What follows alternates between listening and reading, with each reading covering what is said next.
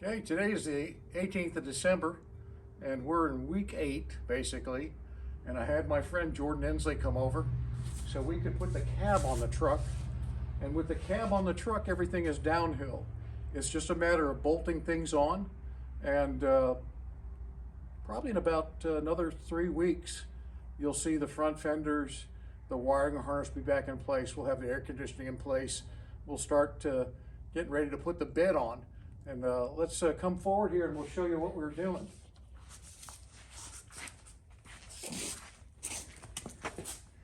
So there's a lot of work that's been accomplished by putting the cab on.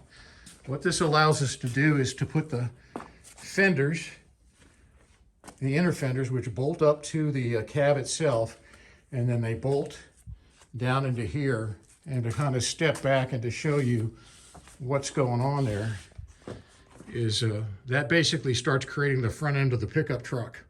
Everything is kind of loose.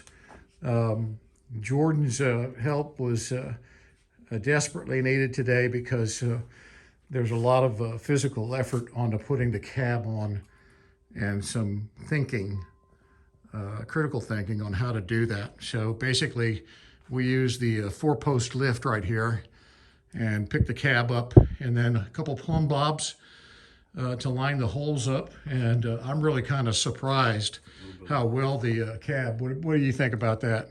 With a little bit of luck. A little bit of luck.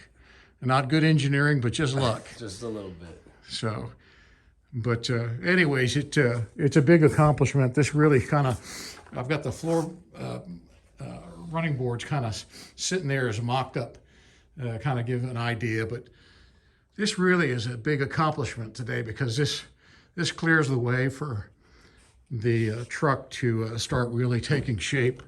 And I would say in another month and a half, this will be a rolling chassis motor going. I got to take all that wiring on the back there and now string it and run it. And we'll get it up on the lift and do that. But I really appreciate Jordan's help today in getting this cab onto that frame. And we wouldn't have been able to do it without my lovely assistant, Denise, here to provide encouragement and words of wisdom like, you shouldn't do that. And hey, this looks like it's gonna get in the way.